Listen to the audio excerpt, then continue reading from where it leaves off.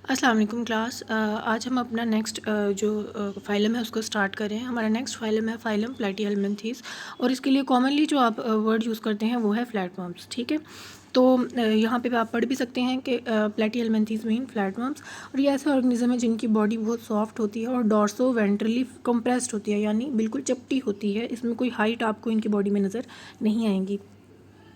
एक और चीज़ वो ये है कि ये ट्रिप्लोप्लास्टिक है। ट्रिप्लोप्लास्टिक आप ऑलरेडी जानते हैं कि ऐसे ऑर्गेनिज्म जिनकी बॉडी 3 जर्म लेयर से डेवलप हुई होती है, और उनमें थर्ड लेयर कौन सी होती है? मेसोडर्म, एक्टोडर्म, और बाकी दो हैं एक्टोडर्म और endoderm. Outer layer ecto, inside endoderm, और इन सब के दरमियान जो फैली होती है वो है मेसोडर्म, और इनके दरमियान कोई कैविटी मौजूद नहीं होती, इसीलिए ये ऑर्गेनिज्म होते हैं एसिलोमेट। ये बात आपने याद रखनी है कि जब भी आपसे पूछा जाए कि एसिलोमेटिक ऑर्गेनिजम्स कौन से हैं, तो वो है फाइलम प्लेटीहेल्मिन्थीस के ऑर्गेनिजम्स, फ्लैटवर्म्स, या इनकी कोई भी एग्जांपल आपसे पूछी जा सकती है। तो आपने याद रखना है कि ये ऑर्गेनिजम्स जो हैं ये एसिलोमेट हैं, इनमें कोई भी बॉडी कैविटी मौजूद नहीं होती, लेकिन ये होते ट्रिप्लोप्लास्टिक है। अच्छा, आगे अब एक और बात की, ये बायलेटरल सिमेट्री एग्जिबिट करते हैं। बायलेटरल सिमेट्री का क्या मतलब है? आपको मैंने जब पहले पढ़ाया था तो आपको याद होगा कि यूँ करके हमने प्लेन एरिया बनाया था और सेंटर से जो है वो यूँ एक लाइन पास की थी।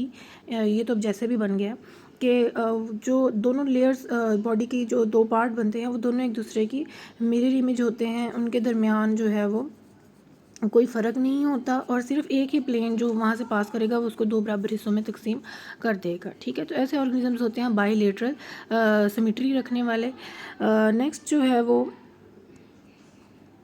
क्या जी बात आ गई कि ये जो ऑर्गेनिज्म है प्लेटीहेल्मिन्थीस वो सारे के सारी पैरासाइट्स हैं। तो ये जी एक बहुत इंपॉर्टेंट बात है कि ये सब पैरासाइट हैं, और ज़्यादातर कौन सी हैं? Endo parasite. पैरासाइट है तो इसका मतलब है ये किसी ना किसी होस्ट के ऊपर रह रहे हैं। एंडो पैरासाइट हैं तो मतलब एंडो मीन इनसाइड, तो उस होस्ट की बॉडी के अंदर रह रहे हैं। ठीक है, एग्जाम्पल में आती हैं Taenia solium, tapeworm, Fasciola hepatica, liver fluke, Schistosoma जो ब्लड फ्लूक हैं, ये सारी कॉमन एग्जांपल हैं इन पैरासाइट्स की। ठीक है, और ये ह्यूमन में डिजीज़ कॉज करते हैं। ठीक है, ज़्यादातर जो इनकी स्पीशीज़ हैं वो फ्री लिविंग भी हैं, और सॉरी ज़्यादातर इनकी पैरासाइट हैं, और यानी किसी होस्ट के ऊपर रहते हैं, लेकिन इनमें से सिर्फ कुछ हैं जो फ्रीली रहते हैं, होस्ट पे डिपेंडेंट नहीं है और फ्रेश वाटर में पाई जाती हैं। इनमें ड्यूजिसिया यानी आपका प्लेन एरिया आता है। तो प्लेन एरिया से तो आप ऑलरेडी बहुत अच्छी तरह फेमिलियर हैं। अच्छा, तो इनकी अगर आप साइज़ की बात करें तो इनकी जो साइज़ है वो रेंज करता है फ्रॉम फ्यू मिलीमीटर, यानी बहुत छोटे भी होते हैं जैसे कि आपको प्लेनेरिया नज़र आता है, और बहुत लंबे सेवरल मीटर लॉन्ग भी होते हैं जैसे कि टेपवर्म्स हैं। ज़्यादातर इनकी जो बॉडी है इसमें जो स्पेस है वो इनके branching sac type digestive system ने ली हुई है। अब इनमें डाइजेस्टिव सिस्टम कैसा होता है ये हमने पहले भी डिस्कस किया हुआ है, लेकिन इनमें कुछ स्पीशीज़ जो हैं उनमें भी ये सिस्टम जो है वो पुअरली डेवलप होता है, या कभी कभी जैसे टेपवर्म्स हैं उनमें ये बिल्कुल एब्सेंट ही हो जाता है। एब्सेंट क्यों होता है ये बात भी हम आगे डिस्कस करेंगे, लेकिन इस ब्रांचिंग डाइजेस्टिव सिस्टम को हम देख लेते हैं कि ये किस तरह का होता है। तो ये आपको कुछ इस तरह से नज़र आता है, जैसे आप इस पिक्चर में देख सकते हैं, और ये ऑलरेडी आपको क्लास में भी डिस्क्राइब किया गया है कि ये जो आपको एक ब्रांच सी पूरी इनकी बॉडी में नज़र आ रही है, ये इनकी इंटेस्टाइन है, ये फेरेंक्स है, और ये साथ आप देख रहे हैं कि एंटीरियर ब्रांच जा रही है और दो पोस्टीरियर ब्रांचेस जा रही हैं। ठीक है, और इन्हीं ब्रांचेस के एंड पे अगर आप देखें तो आपको ये आपको फ्लेम सेल्स नज़र आ रहे हैं। तो ये फ्लेम सेल्स क्या हैं, ये अभी हम डिस्कस करते हैं जी।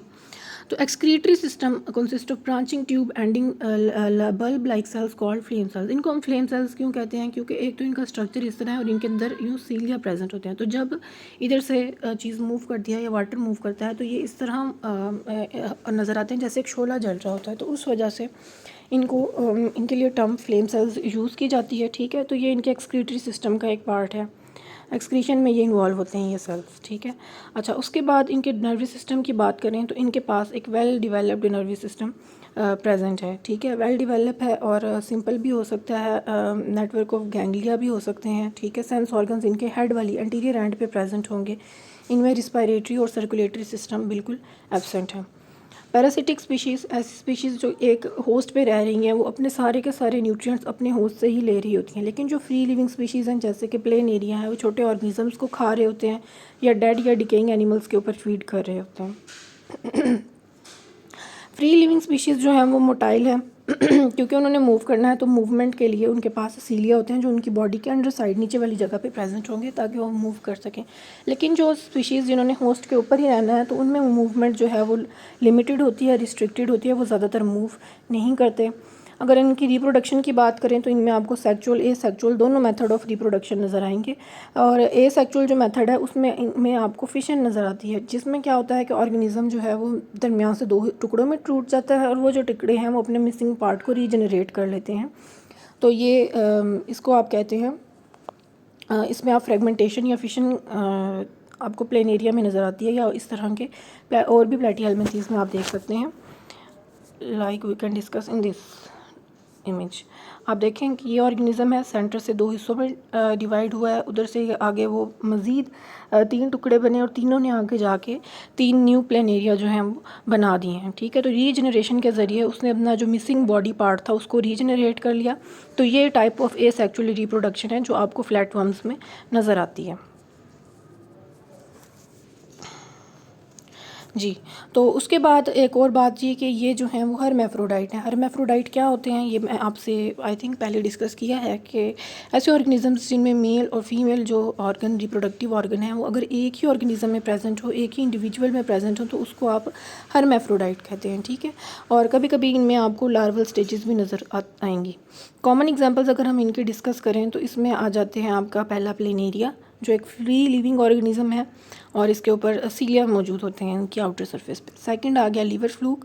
तो लीवर फ्लूक क्या है, लीवर फ्लूक एक एंडोपैरासाइट है जो शीप और कभी कभी ह्यूमन बींग्स में भी आपको नज़र आएगी, लेकिन मेजरली अगर आप इसको एंडोपैरासाइट कहें तो ये शीप की एंडोपैरासाइट है।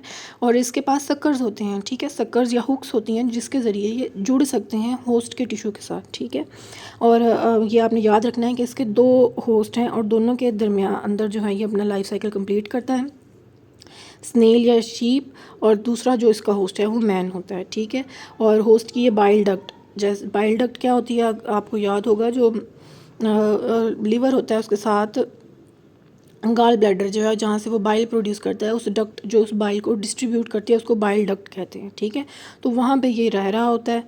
तो ये आपने याद रखना है कि इसके होस्ट कौन कौन से हैं और ये रहता कहाँ पे है। ठीक है, सेकंड है टीनिया यानी टेपवर्म। तो ये ह्यूमंस, कैटल और पिग के अंदर जो है वो अपने लाइफ साइकिल को कंप्लीट करता है। मेनली ये 2 जो हैं इसके होस्ट है। कभी कभी एक तीसरा होस्ट भी इनमें मौजूद होता है जिसे आप इंटरमीडिएट होस्ट कहते हैं, जिसमें अपनी लाइफ का ये कुछ सेंट्रल हिस्सा जो है वो गुजार होता है, जिसमें पिग या कैटल आ जाते हैं। और बॉडी जो है वो इनकी रिबन है, जैसे एक रिबन होता है उस तरह, और डिवाइड हुई होती है सेगमेंट में, और हर सेगमेंट को आप प्रोग्लॉटिड कहते हैं जिसके अंदर सेक्स ऑर्गन्स होते हैं। और यही बात आपको मैं यहाँ से आप देखें तो आपको क्लियर हो जाएगी।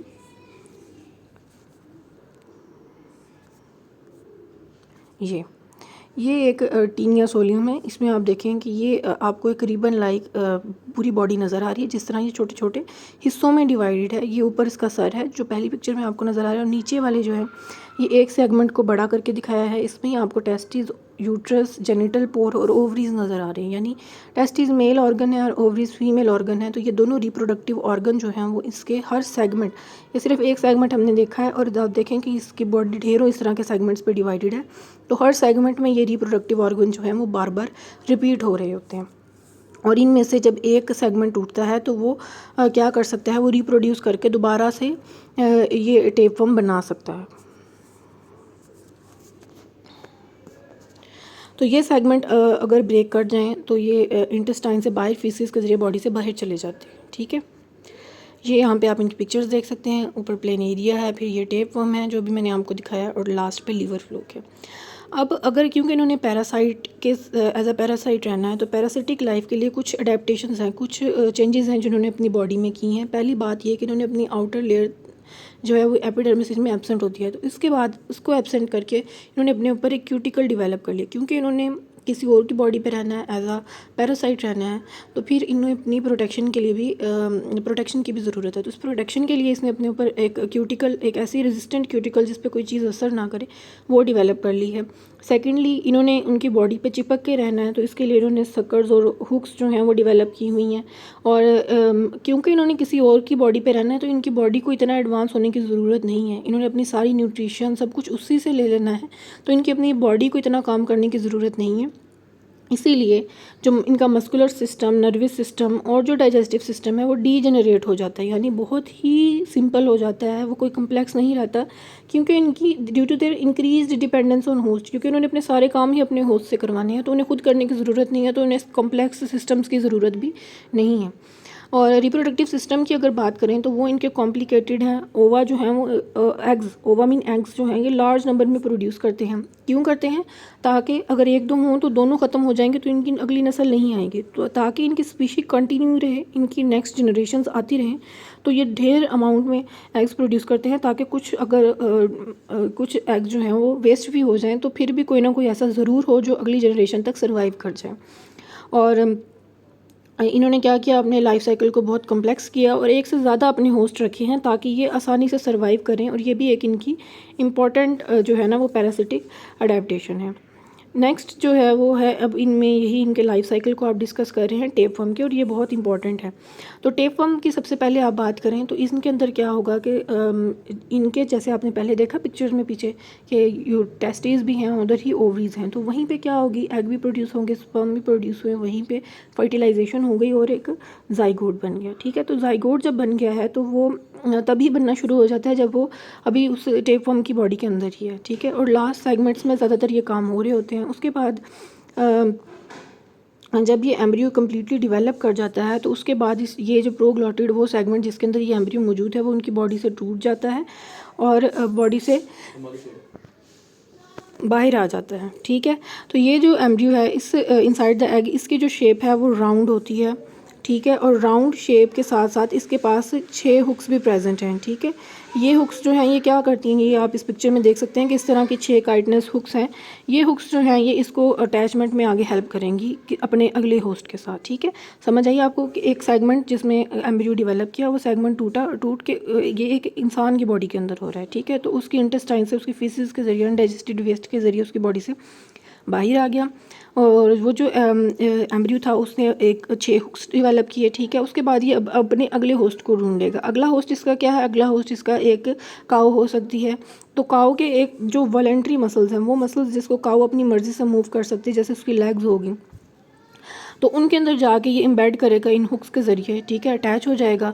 फिर इस काऊ को, इसके काऊ के गोश्त को, यानी अगर कोई पका रहा है और खाना है किसी ने बीफ, ठीक है, और वो बीफ उसने सही से पकाया नहीं है, तो फिर क्या होगा कि ये जो एग्स हैं या ये जो लार्वा है ये सही से वहाँ पे किल नहीं होगा, और जो ऑर्गेनिज़म, जो इंसान उस बीफ को या उस गोश्त को खाएगा, तो उसके अंदर क्या होगा कि ये जो एग है ये इसी तरह ही एम्ब्रियो जो है वो पहुँच जाएगा। तो अब जैसे ही उस ऑर्गेनिज़म ने खाया, और ये फिर क्या होगा कि वो उस इंसान जिसने उस सही से पके हुए गोश्त को, जो सही से पका नहीं है, उस गोश्त को खाया, उसकी इंटेस्टाइन में ही चला गया। अगर ये भी एक दफ़ा किसी इंसान की इंटेस्टाइन में चला जाए तो इसको वहाँ से रिमूव करना बहुत मुश्किल है। तो इसीलिए जब भी बीफ पकाया जाए तो प्रॉपरली उसे कुक किया जाए उसे खाने से पहले, ताकि इस पैरासाइट के हमारे डाइजेस्टिव सिस्टम में इंट्री के कोई चांस ना हो, क्योंकि अगर ये आ जाएं तो इसे बहुत मुश्किल से रिमूव किया जाता है। इतना मुश्किल है इसको रिमूव करना कि आपने अगर सारा रिमूव कर दी है ये पैरासाइट, लेकिन इसका सिर्फ हेड रह गया है, तो इसका हेड भी क्या कर देगा, दोबारा से पूरा टेपवर्म बना देगा। ठीक है, तो इसको जो है इसके रिमूवल के लिए ड्रग्स भी यूज़ की जाती हैं, और फिजिशियंस एनीमा वगैरह को भी यूज़ करते हैं, ताकि कम्प्लीटली एक इंसान की इंटेस्टाइन से ये पैरासाइट बाहर आ जाए। ठीक है, तो ये था आपका फाइलम प्लैटीहेलमिन्थेस, और ये बहुत इंपॉर्टेंट है, ये जो भी मैंने आपको लाइफ साइकिल पढ़ाया है और इसके एग्जांपल्स, और ये एसिलोमेट है, और इनके अंदर फ्लेम सेल्स अक्सर पूछे जाते हैं कि किन के अंदर प्रेजेंट है, तो आपको पता होना चाहिए कि फ्लैटवर्म्स या प्लैटीहेलमिन्थेस में ये प्रेजेंट होते हैं। Thank you.